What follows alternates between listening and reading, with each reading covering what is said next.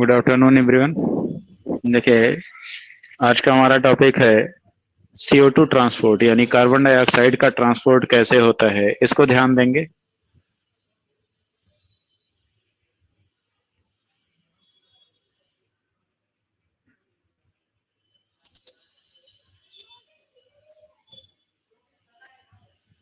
देखिए, transport of CO2, transport of carbon dioxide कैसे होता है। तो ट्रांसपोर्ट ऑफ कार्बन डाइऑक्साइड में देखेंगे, ये आपकी ब्लड वेसल होती है।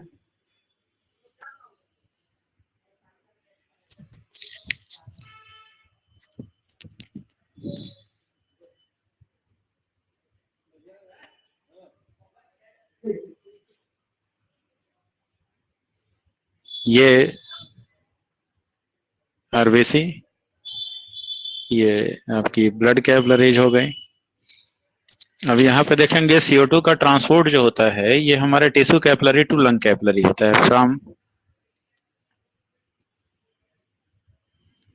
From tissue capillary to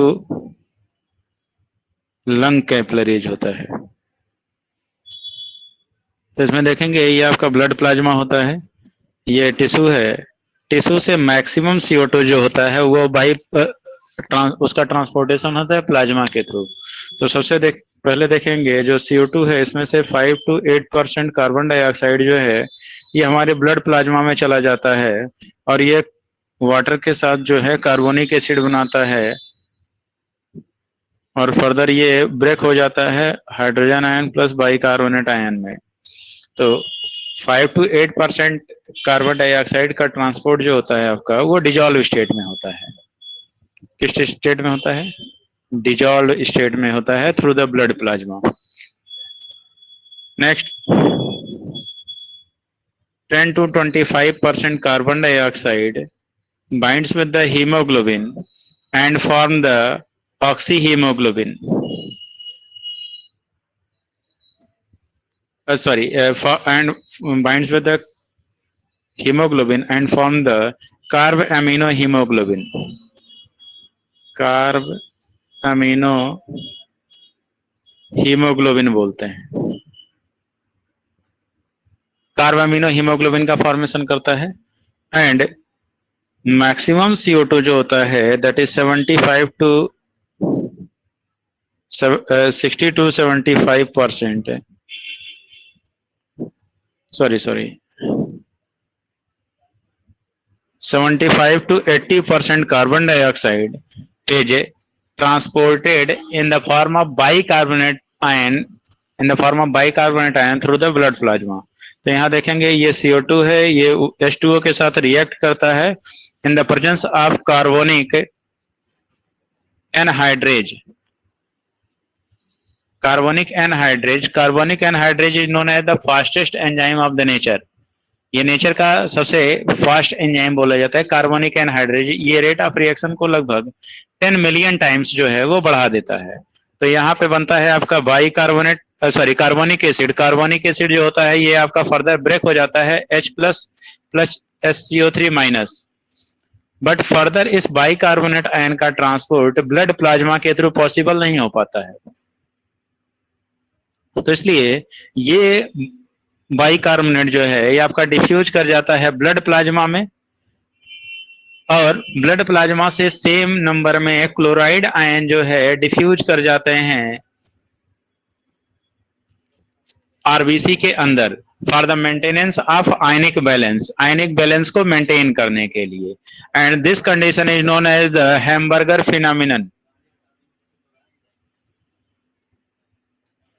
hamburger phenomenon बोलते हैं इसको। हैम्बर्गर फिनोमिनन में क्या होता है, जो बाइकार्बोनेट होता है वो आपका आरबीसी से ब्लड प्लाज्मा में चला आता है and in the same number of chloride ion are diffused from the blood plasma to the RBC just for the maintenance of ionic balance को maintain करने के लिए। तो हैम्बर्गर फिनोमिनन जो होता है ये टिश्यू कैपिलरीज में ऑपरेट होता है जहां पे आपका बाइकार्बोनेट आयन ब्रेक होता है, कार्बोनिक एसिड ब्रेक होता है, बाइकार्बोनेट आयन बनाता है और बाइकार्बोनेट आयन वहां से फर्दर बाइकार्बोनेट का ट्रांसपोर्ट जो है वो ब्लड प्लाज्मा के थ्रू पॉसिबल, सॉरी आरबीसी के थ्रू पॉसिबल नहीं हो पाता है। तो वो बाइकार्बोनेट आयन जो होते हैं वो आपके ब्लड आरबीसी से निकल करके ब्लड प्लाज्मा में आते हैं और ब्लड प्लाज्मा से सेम नंबर में क्लोराइड आयन डिफ्यूज करते हैं आपके आरबीसी के अंदर, just for the maintenance of the ionic balance, that is known as the positive chloride shift.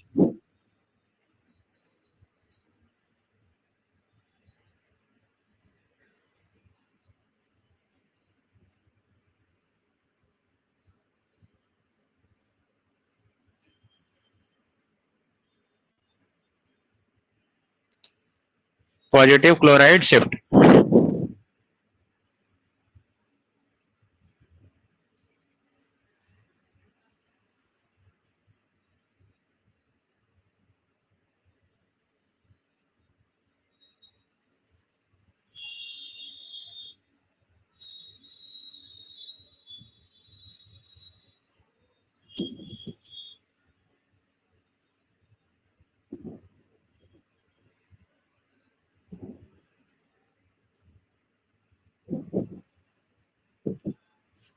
तो इसी फॉर्म में मैक्स जो CO2 होता है इसका ट्रांसपोर्ट होता है। तो CO2 का ट्रांसपोर्ट 5 to 8% जो होता है वो डिजॉल्व स्टेट में होता है थ्रू द ब्लड प्लाज्मा।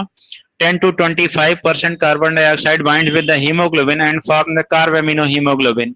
तो लगभग 25%, 10 to 25% कार्बन डाइऑक्साइड का ट्रांसपोर्ट कार्बामिनो हीमोग्लोबिन के फॉर्म में होता है।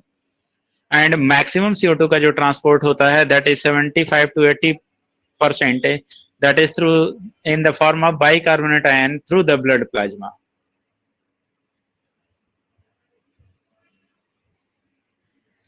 ओके, तो नेक्स्ट टॉपिक देखेंगे regulation of the respiratory movement.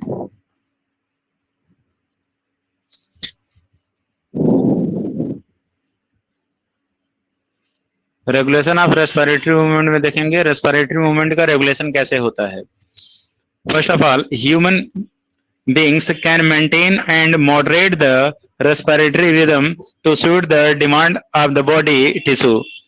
जैसे हमारी बॉडी की नीड होती है उसी के अकॉर्डिंग हमारा बॉडी जो होता है वो हमारी रेस्पिरेटरी रिदम को जो है चेंज कर लेता है। Respiratory rhythm center present in the medulla oblongata is responsible for this regulation. Actually देखिए दो तरीके का कंट्रोल होता है रेस्पिरेशन का, एक होता है आपका न्यूरल कंट्रोल और दूसरा होता है केमिकल कंट्रोल। न्यूरल कंट्रोल को आइए समझते हैं कैसे होता है।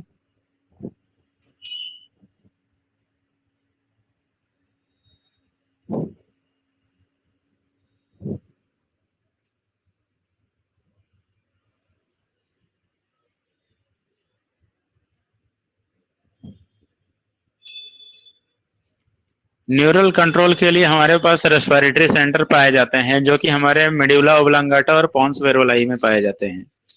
There are 4 respiratory centre to regulate the respiratory movement, that is the IC, that is inspiratory centre बोलते हैं।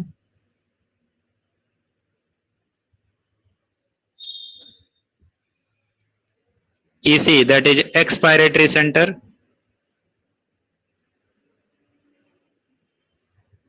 PC, that is pneumotaxic center,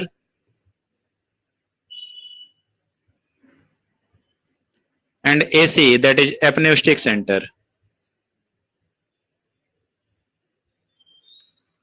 IC, EC, TC and AC, there are the 4 respiratory center. IC and EC are present in the medulla oblongata and EC and AC are present in the pons varolai. Medulla and pons जो होते हैं ये hind brain के part होते हैं। ये हमारे respiratory movement को कंट्रोल करते हैं।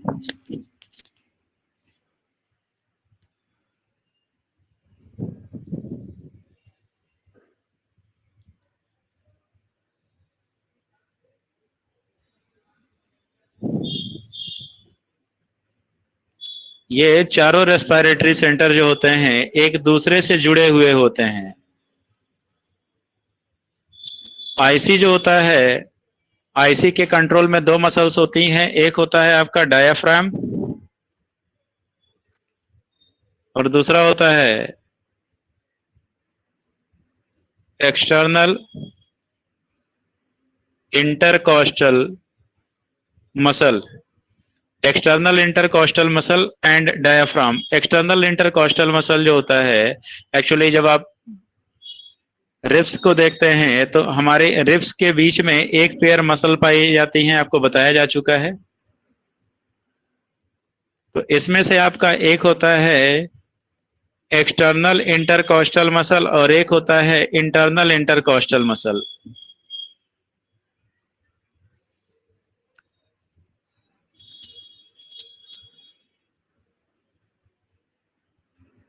एक्सटर्नल इंटरकॉस्टल मसल और एक होता है इंटरनल इंटरकॉस्टल मसल। तो एक्सटर्नल इंटरकॉस्टल मसल हमारे थोरेसिक कैविटी को अपवर्ड एंड आउटवर्ड मूव कराता है, तो इसलिए ये इंस्पायरेशन के लिए रिस्पॉन्सिबल होता है, जिसकी वजह से हमारे थोरेसिक कैविटी का वॉल्यूम इंक्रीज कर जाता है और लंग्स के अंदर का प्रेशर घट जाता है, जिससे एटमॉस्फेरिक एयर हमारे लंग्स के अंदर एंटर करने लगता है। That is known as the inspiratory muscle also. External intercostal muscle को हम इंस्पायरेटरी मसल बोलते हैं और इंटरनल इंटरकॉस्टल मसल को हम एक्सपायरेटरी मसल बोलते हैं।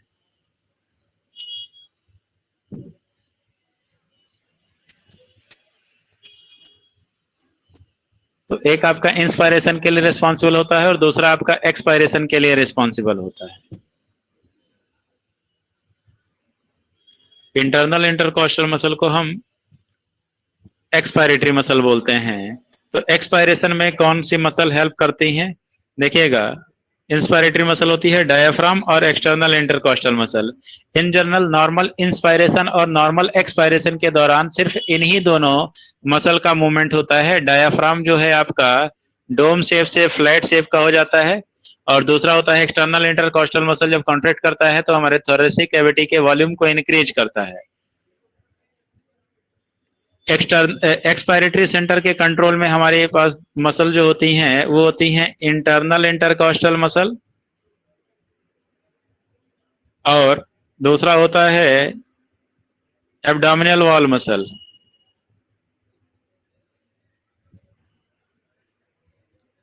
एब्डोमिनल वॉल मसल और internal intercostal muscle thoracic cavity को इनवर्ड एंड डाउनवर्ड मूव कराता है, जिसकी वजह से हमारे थोरेसिक कैविटी का अंदर का वॉल्यूम घटता है और वॉल्यूम घटता है तो प्रेशर बढ़ता है, जिसकी वजह से फोर्सफुली एक्सपायरेशन होता है। तो ये दोनों मसल्स जो होती हैं वो सिर्फ डीप एक्सपायरेशन बोल सकते हैं आप, या फिर फोर्सफुल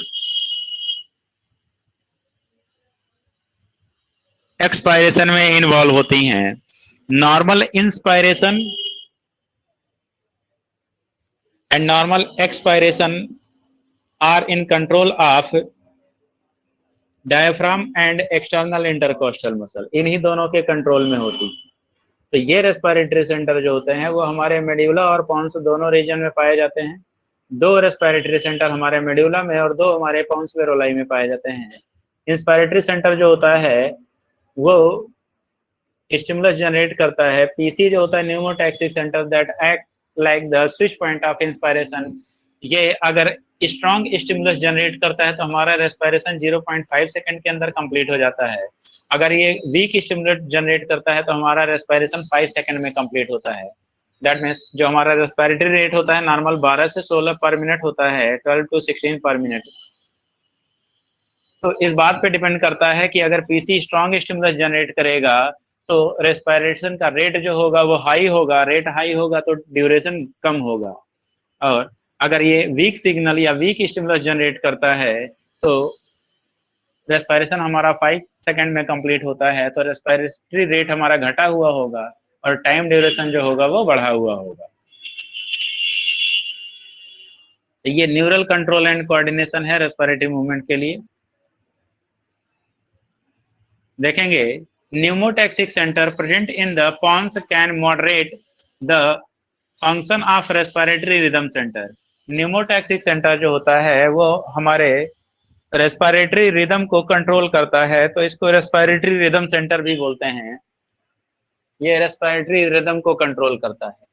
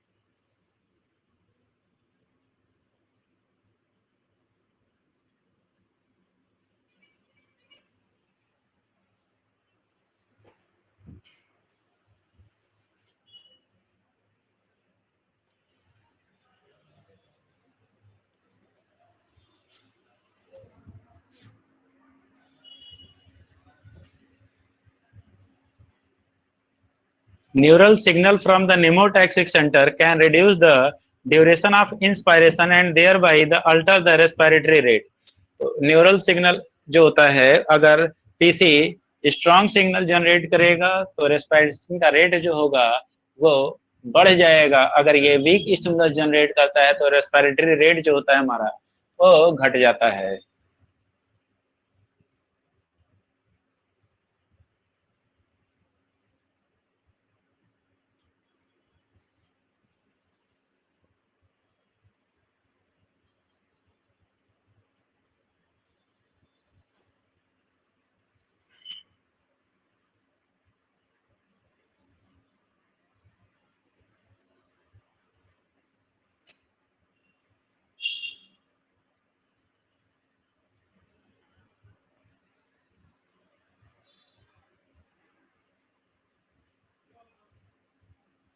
नेक्स्ट पॉइंट देखेंगे,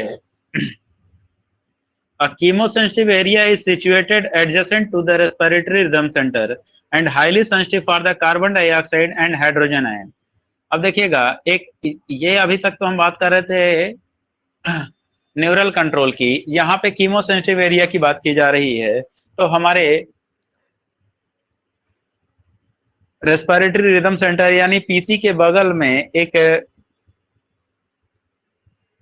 कीमोसेंसिटिव एरिया पाया जाता है। ये कीमोसेंसिटिव एरिया जो होता है ये हाईली रिएक्टिव होता है कार्बन डाइऑक्साइड और हाइड्रोजन आयन कंसंट्रेशन के लिए। जैसे ही हमारे ब्लड स्ट्रीम में कार्बन डाइऑक्साइड का लेवल बढ़ता है,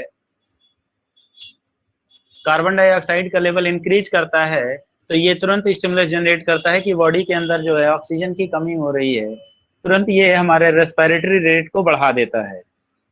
increase in CO2 concentration and hydrogen ion activate the chemosensitive area, which in turn can send a signal to the respiratory rhythm center, which make the necessary adjustment in the respiratory process by which these substances are eliminated.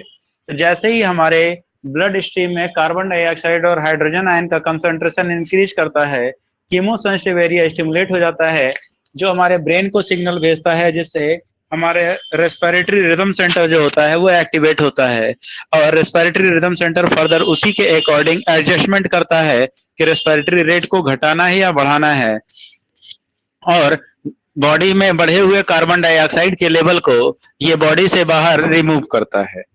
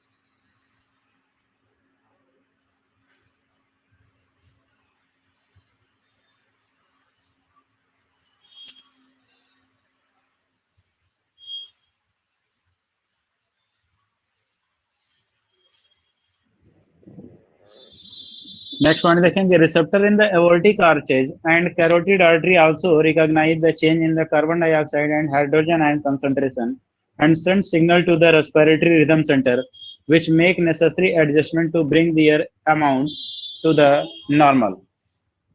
जो chemosensitive area हमारे brain में, hind brain में पाया जाता है, ऐसा ही chemosensitive area जो है हमारे एओर्टिक आर्चेज और कैरोटिड आर्टरी पर भी पाए जाते हैं। कैरोटिड आर्टरी जो होता है ये हमारे ब्रेन को ब्लड सप्लाई करता है, और एवोल्टिक आर्च से ब्रांच निकलती है हमारे लेफ्ट आर्म, राइट आर्म और ब्रेन के लिए। तो एवोल्टिक आर्चेज या कैरोटिड आर्टरी में अगर कार्बन डाइऑक्साइड का लेवल इंक्रीज करता है तो उसी के अकॉर्डिंग ये हमारे निमोटैक्सिक सेंटर को फर्दर स्टिमुलेट करता है, जैसे रेस्पिरेटरी एडजस्टमेंट किए जा सकें, और जो भी एबनॉर्मल अमाउंट है यानी CO2 का लेवल बढ़ा हुआ है उसको फिर से कंट्रोल किया जाता है या बॉडी से बाहर एलिमिनेट कर दिया जाता है।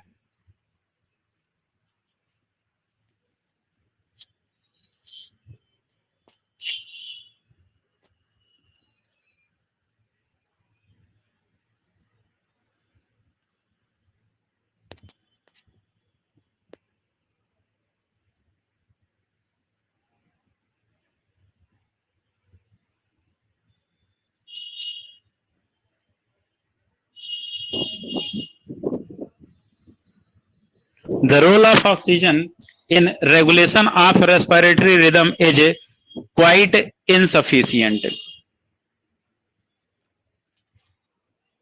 अगर हम प्रायोरिटी पे देखें तो सबसे ज्यादा हाइड्रोजन आयन का कंसंट्रेशन अफेक्ट करता है, देन कार्बन डाइऑक्साइड का कंसंट्रेशन, और सबसे कम अगर कोई एरिया अफेक्ट करता है, कोई ऑक्सीजन जो गैस अफेक्ट करता है वो ऑक्सीजन होता है। दैट मीन्स ऑक्सीजन जो होता है that shows the least effect on the chemosensitive area.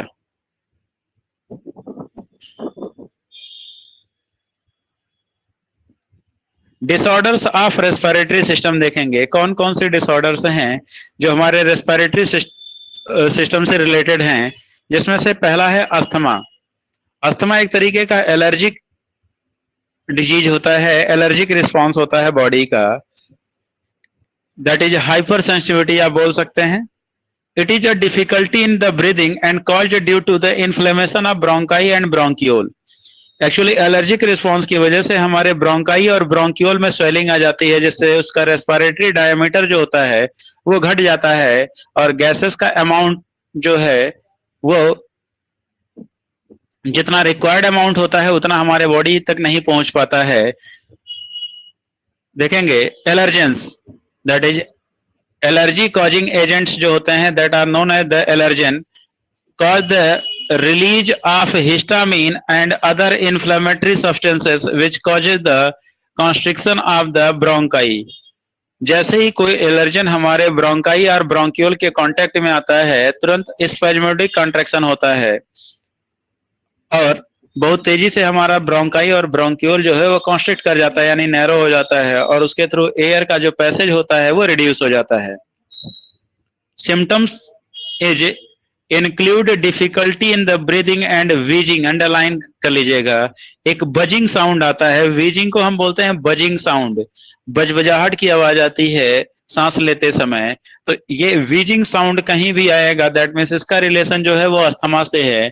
कई बार क्वेश्चन पूछा गया है कि wheezing sound is produced during, तो आप वहां पे आपका आंसर होगा रेस्पिरेटरी मूवमेंट या रेस्पिरेटरी एलर्जी होती है अस्थमा, उस दौरान जो है वीजिंग साउंड प्रोड्यूस होता है।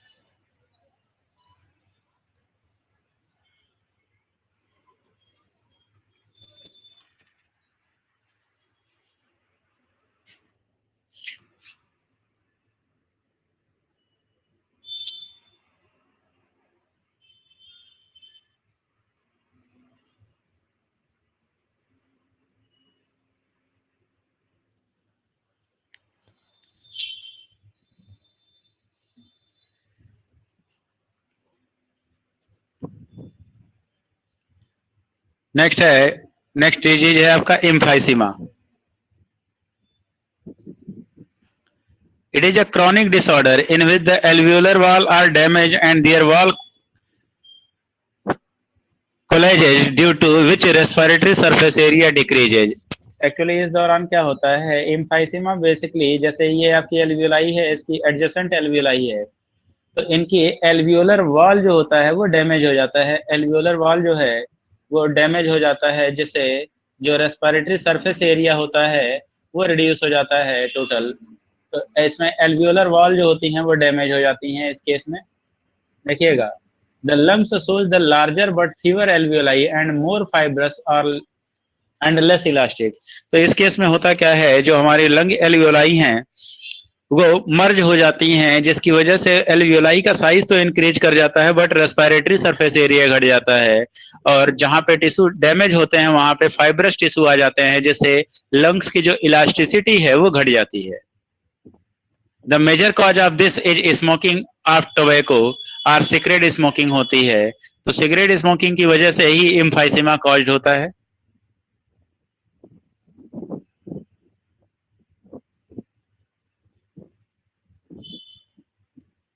नेक्स्ट डिजीज है आपका ब्रोंकाइटिस। अगर ब्रोंकियोल और ब्रोंकाई में स्वेलिंग आ जाती है तो इस केस को हम बोलते हैं ब्रोंकाइटिस। देखेंगे इन्फ्लेमेशन, इन्फ्लेमेशन का मतलब होता है swelling of the bronchi resulting in the swelling of mucus lining of bronchi. तो ब्रोंकाई की जो म्यूकस लाइनिंग होती है उसमें स्वेलिंग आ जाती है, जैसे ब्रोंकाई और ब्रोंकियोल से म्यूकस का जो डिस्चार्ज है वो बढ़ जाता है। Symptoms include the chronic cough with the thick mucus और स्पंक्टम,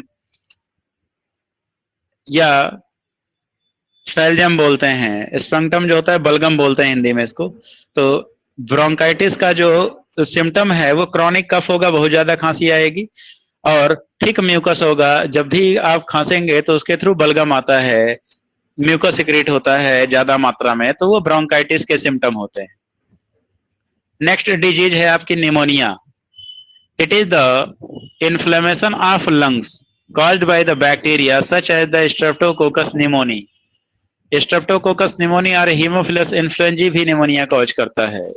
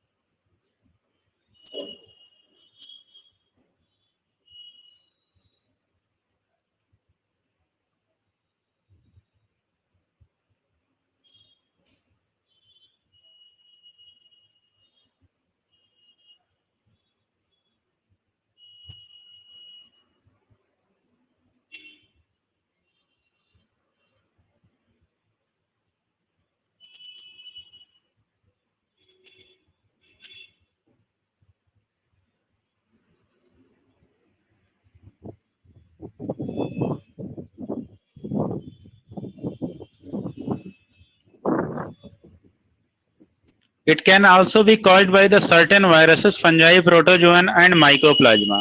इसके द्वारा निमोनिया जो है कुछ फंगस, कुछ वायरसेस और प्रोटोजोअन के द्वारा भी कॉज होता है। Symptoms include the inflammation of lung, lung में स्वेलिंग आ जाएगी, accumulation of mucus in the alveoli and impair the exchange of gases leading to the death. Pneumonia के केस में क्या होता है, जो आपकी लंग एल्वियोलाई है जहां से गैसेस का एक्सचेंज होता है, इस लंग एल्वियोलाई में म्यूकस फिल्ड हो जाता है, म्यूकस भर आता है, जिसकी वजह से यहाँ से गैसेस एक्सचेंज नहीं हो पाता है, जिस वजह से पर्सन की डेथ हो जाती है, सीवियर केस में डेथ होती है। Emphysema, bronchitis and asthma comes under the chronic obstructive pulmonary disorder और COPDS बोलते हैं, अंडरलाइन कर लीजिएगा। क्रॉनिक ऑब्स्ट्रक्टिव मतलब होता है रुकावट की वजह से पैदा होती हैं बीमारियां। तो इम्फाइसीमा है, ब्रोंकाइटिस है, अस्थमा, ये तीनों जो है बीमारियां आपकी COPD में आती हैं। क्रॉनिक ऑब्स्ट्रक्टिव पल्मोनरी डिजीज हैं, क्रॉनिक दैट मीन्स खतरनाक होती हैं।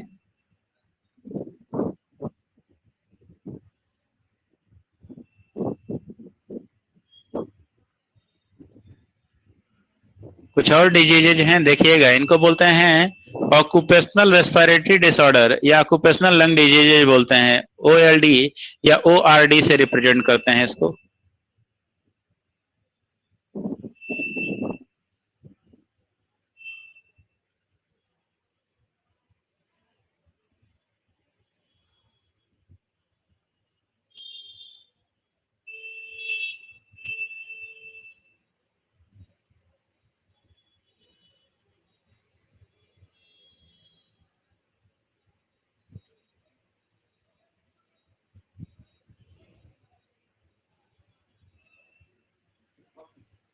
अब इसमें देखिएगा, फर्स्ट डिजीज हमारा asbestosis, that is occurs due to the chronic exposure to the asbestos dust.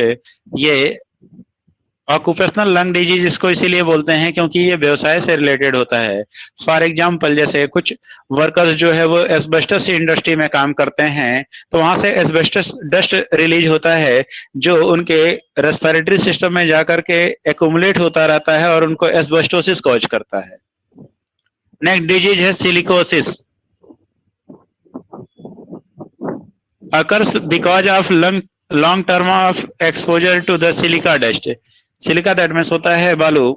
तो सिलिकोसिस जो होता है ये बहुत लंबे समय तक अगर उसके कांटेक्ट में है तो उसके फाइन डस्ट पार्टिकल जो है हमारे लंग एल्वियोलाई में जाकर के एक्यूमुलेट होते हैं और सिलिकोसिस कॉज करता है।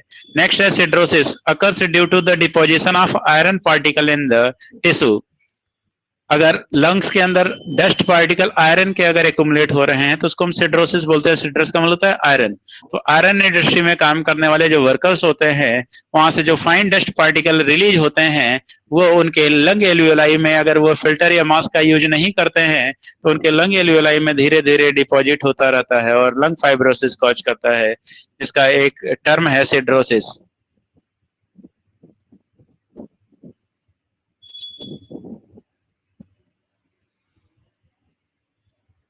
pneumoconicosis and hyperferemia and hemosidrosis are the type of sidrosis। ये तीन तरह के सिड्रोसिस हैं, pneumoconiosis, hyperferraemia and haemosiderosis. Black lungs disease देखिएगा, occurs due to the inhalation of the coal dust. Coal industry में काम करने वाले जो वर्कर होते हैं उनके लंग्स में जो है कोल का डस्ट डिपॉजिट होता रहता है तो उनमें ब्लैक लंग्स डिजीज कॉज करता है। That is all about this chapter. फिर इसमें प्रैक्टिस सेट दिया गया है, आप पीडीएफ ले करके इसका प्रैक्टिस कर लेंगे। ये चैप्टर आपका रेस्पिरेटरी सिस्टम यहाँ पे कंप्लीट होता है।